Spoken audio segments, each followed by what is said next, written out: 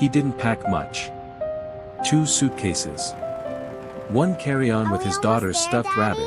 She hadn't noticed he'd packed it for her. Home. She was 9. She was brave because she thought he was.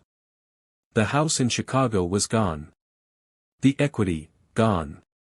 The life he'd spent 11 years building, piece by piece, night shift by night shift, dissolved in a court document his ex-wife's lawyer slid across a table like it was a lunch receipt. Caleb Moore stood outside Narita Airport in November, Tokyo air cold and unfamiliar against his face, and thought one thing. Don't fall apart in front of her. Tokyo doesn't wait for grief. The city moves, neon-lit and relentless, whether you're ready or not. And somewhere on the 41st floor of a glass tower in Minato, a man named Haruto Takeda was pulling up Caleb's resume on a screen the size of a dining room table. He read it slowly. Carefully. The way a chess player studies a piece before deciding how to use it. He smiled. He had found exactly what he needed. Caleb had been to Tokyo once before, 19 years old, his mother's side of the family, summer. Back then it had felt like stepping into the future. Now it just felt like the only place he could afford to disappear. His mother's cousin, a woman named Itsuko who made green tea like it was a religious ritual, had let them use her spare room. 3rd floor of a building in Shinjuku, above a ramen shop. The walls were thin. At night, Caleb could hear the cooks shouting orders below. He found it oddly comforting. At least something was certain. Hannah, his daughter, had a gift. She found joy in the smallest corners of disaster. The first morning in Tokyo, while Caleb stared at a bank balance that frightened him, Hannah discovered the vending machines in the alley below. Hot canned coffee. Hot chocolate. She pressed her face against the glass and declared it the best invention in human history. "Dad," she said, tugging his sleeve. "Can we live here forever?" He looked at her, this 9-year-old in a red coat, cheeks pink from the cold, entirely at peace in a country she'd never set foot in 3 days ago. "Let's see," he said. He meant it as a maybe. She heard it as a yes. The listing had appeared on a Tokyo engineering job board at 11:47 p.m. the previous night. Structural integrity consultant, fluent English required, immediate start, salary that made Caleb read it 3 times. The company was called Takeda Holdings. He'd done a quick search. Clean website. Impressive portfolio. Landmark buildings across Minato and Shibuya. He'd sent his resume before he could talk himself out of it. By 8 a.m., he had an interview. By noon, he had a meeting with the chairman himself. 48 hours in Tokyo, no contacts, no prospects, no safety net, and the city had thrown him a rope. He should have asked why. The offices of Takeda Holdings occupied 3 floors of a glass tower in Minato-ku, the kind of building Caleb had helped design but never worked inside. A receptionist in white gloves met him at the elevator. The floors were so clean they reflected the ceiling. The air smelled like cedar and something expensive Caleb couldn't name. He thought about his worn blazer. He thought about Hannah's school fees. He straightened his collar and walked in. Haruto Takeda did not look like what Caleb expected. He was in his mid-50s, silver-haired, unhurried. He shook Caleb's hand with both of his, a warmth that felt genuine because it was practiced to perfection. "Mr. Moore," Haruto said. "I've been following your work for 2 years. The Meridian Bridge report you filed in Chicago, the one that stopped a fraudulent contractor, that was remarkable." Caleb blinked. "You read that?" "I had it translated," Haruto said simply. "I believe integrity is the rarest engineering material in existence." The offer was generous beyond reason. Caleb almost said so out loud. Instead he asked about the scope, what buildings, what inspections, what sign-off process. Haruto waved his hand pleasantly. "My team will walk you through everything. We believe in giving our engineers full autonomy. We trust you." Trust. It was the exact word Caleb needed to hear and the exact word he should have been most afraid of. He signed the contract 4 days later. On the walk home that evening, he called Atsuko and told her they'd be moving to a proper apartment. Then he stopped at the vending machine in the alley and bought Hannah a hot chocolate. She was waiting on the step with her stuffed rabbit, homework spread across her knees. "Dad," she said, not looking up. "Did you get the job?" "Yeah," he said, sitting beside her. "I got the job." She leaned against him. "I knew you would." He put his arm around her and looked up at the narrow slice of Tokyo sky above the alley. Neon signs. One pale star fighting through the light pollution. For the first time in 8 months, he felt something that wasn't fear. He should have been afraid of that, too. 6 weeks in, Caleb loved the work. He was good at this. Better than good. He caught stress fracture patterns other engineers missed. He wrote reports that were clear, precise, and uncompromising. His colleagues respected him. His supervisor, Kenji Mori, a sharp, funny man who introduced Caleb to okonomiyaki and karaoke in the same week, became his closest friend in the city. "You actually care," Kenji told him one night over beer, as if the concept still surprised him. "Like, genuinely. About the buildings. People live in them," Caleb said. Kenji looked at him for a moment, then looked away. "Yeah," he said quietly. "They do." Caleb didn't notice the look. He was thinking about a report. 3 supporting columns on floors 12 through 19 had been certified as Grade S steel. They were not Grade S steel. He ran the analysis 4 times. Same result. The columns were substandard, not catastrophically, not immediately dangerous, but in a 7.0 earthquake, which Tokyo had a 70% chance of experiencing in the next 30 years, those floors could fail.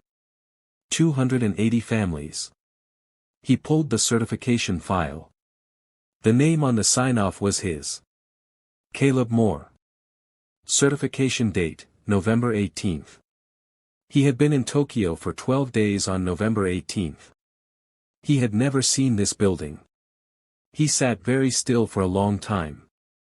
Then he opened his desk drawer, took out a USB drive, and began copying files. He kept his face calm. He kept his movements slow. He was in an open-plan office with 40 people. Nobody looked up. He went to Kenji's desk that afternoon. Casual. Coffee cup in hand.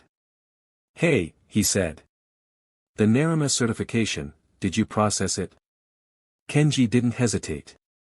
"Oh, that's already filed. Don't worry about it." "My name's on it," Caleb said. Kenji laughed, warm, easy, the laugh Caleb had heard 100 times. "Yeah, that's standard practice here. Efficiency thing. Happens all the time." Caleb smiled back. "Right," he said. "Makes sense." He walked back to his desk, opened his laptop, and booked a meeting room for the next morning under a project name that didn't exist. He was going to find out how deep this went.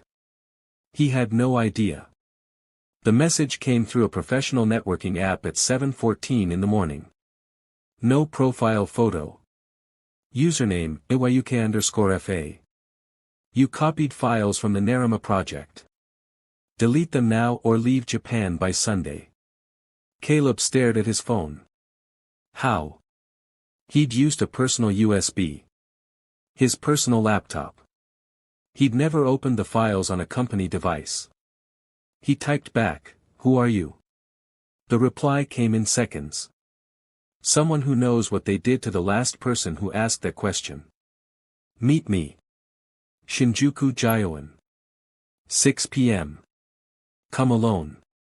She was already there when he arrived, a woman about 34, short-cropped hair, a coffee in each hand. She held one out to him without preamble. Yuki Ando, she said. Forensic accountant. I worked at Takeda Holdings for 5 years before they decided I knew too much to keep. What happened to you? Caleb asked. They didn't hurt me, she said. They just made sure I could never work for a major Tokyo firm again. A quiet word here, a reference withheld there. You don't need to threaten someone in this city. You just close every door. She sat on a bench. He sat beside her. Around them, the garden was winter bare, gray branches, cold sky. You're not the first foreigner, she said. There was a German structural engineer 2 years ago. His name was on certifications for the Asakusa Hotel complex. When he started asking questions, they filed a complaint with the immigration office, unauthorized work practices. He was deported within a week. And the buildings? Caleb asked. Yuki looked at him. Still standing. Still occupied. Still uncorrected. Caleb felt something harden in his chest. What does Takeda want from this? Money, she said simply. Grade S steel is 3 times the cost of what they're using.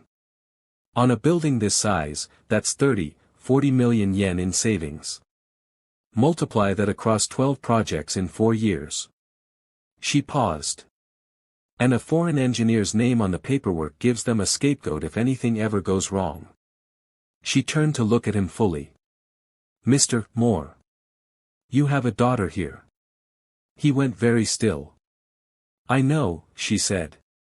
Which is why I'm talking to you instead of watching you make the same mistake the German made. 3 days later, Haruto Takeda invited Caleb to dinner. The restaurant was in Azabujuban, the kind of place that has no menu because the chef decides what you deserve to eat. Haruto was already seated when Caleb arrived, a glass of aged whiskey waiting across from him. They talked about engineering. About Tokyo's seismic history. About Caleb's daughter. Haruto asked her name, her school, her interests, with the attentive warmth of a grandfather. Then, over dessert, Haruto smiled and said, I want to offer you a promotion. Head of Structural Oversight for all Takeda projects. 5-year contract. Salary increase of 40%. And, he reached into his breast pocket, a housing package. A proper apartment in Roppongi. For you and Hannah. He slid the envelope across the table. Caleb looked at it. He didn't touch it. That's very generous, he said. You've earned it, Haruto said. I want you here for the long term, Caleb. I want you committed to what we're building. Caleb picked up the envelope. Turned it over. Set it back down. Can I have a few days to think about it, he asked. Haruto's smile didn't waver. Of course. Take your time. But as Caleb stood to leave, Haruto said, still smiling, still warm, give Hannah my best. Etsuko's building, isn't it? The one in Shinjuku, above the ramen shop. I always pass it on my morning drive. Caleb walked to the door. He did not let his hands shake until he was outside. Caleb had hidden the copied files on a second USB inside the hollow spine of an engineering textbook on his apartment shelf. He told nobody. Not Yuki. Not Etsuko. Nobody. Which is why, when he came home early the following Tuesday and found his apartment door slightly ajar, the way you leave a door when you're in a hurry and your hands are full, his blood ran cold. He stood in the doorway. Hannah was at school. The apartment was empty. He walked to the bookshelf. The textbook was still there. He checked the spine. The USB was still there too. He exhaled. Then he checked the small strip of tape he'd placed across the book's pages, a trick a paranoid professor had taught him in university. If a book is opened, the tape breaks. The tape was broken. Someone had found it. Photographed it, maybe. And replaced it. That night, needing something to do with his hands, Caleb went to the office. 10:47 p.m. The floor should have been empty. Kenji was at his desk. He didn't hear Caleb approach. He was photographing a document with his phone. Caleb could see the screen, could see the familiar Naruma project header, could see his own name. Then Kenji sent a message. One contact. No name saved. Caleb stepped back before Kenji turned around. He walked out of the building. Stood on the street. Pulled out his own phone and searched the number Yuki had shown him, Haruto Takeda's private business line. It matched. He called Yuki. She answered on the first ring. It's Kenji, he said. A long silence. I know, she said softly. I didn't know how to tell you. He stood on the pavement of a Tokyo street at midnight, the city pouring around him, and felt the specific, surgical pain of a betrayal you never saw coming. Not anger. Just, hollow. Like something had been removed. At 9:17 a.m. the next morning, Caleb received an email from a Tokyo law firm. Takeda Holdings was suing him for unauthorized extraction of confidential structural data. The claim, industrial espionage. Estimated damages, 180 million yen. At 10:05 a.m., a message from his work visa service, his status had been flagged for review by the Bureau of Immigration. He had 72 hours to respond or face proceedings. At 10:22 a.m., Hannah's school called. A man had come to the gate that morning asking to confirm her enrollment. He had not given a name. He had left before security arrived. Caleb picked Hannah up within the hour. He told her it was a surprise half-day. She didn't question it. She was 9. She trusted him.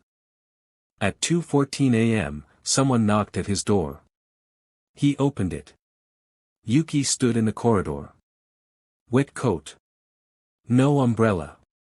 She was holding a laptop bag and a USB drive different from the one he had. She said nothing. She walked in. She opened her laptop on his kitchen table. 5 years, she said quietly. I spent 5 years building this. Every financial irregularity. Every false certification I could trace.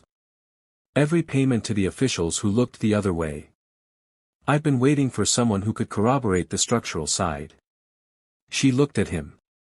I have a contact at the National Land Infrastructure Ministry. A senior inspector. She owes me a conversation. Hannah padded into the kitchen in her socks, squinting in the light. She looked at Yuki. Then at her father. Hi, she said. Yuki blinked. Something in her face softened so fast it looked like a crack in a wall. Hi, she said back. Hannah looked at the laptop, at the documents, at the two adults who had clearly not slept. With the devastating accuracy of a 9-year-old, she said. Are you fixing something? A pause. Trying to, Caleb said. Hannah nodded as though this were perfectly normal. She got a glass of water and went back to bed. Yuki watched her go. Then she turned back to the screen. Okay, she said. Let's go. They worked until 5 a.m.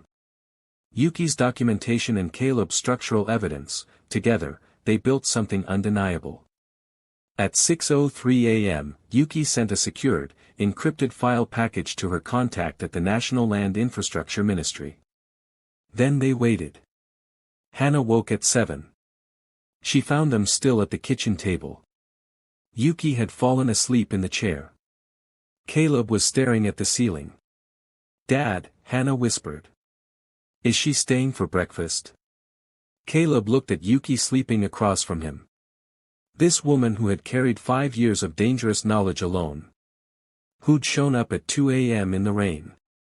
I think so, he said. At 8:47 a.m., his phone rang. Unknown number, Tokyo area code. He answered.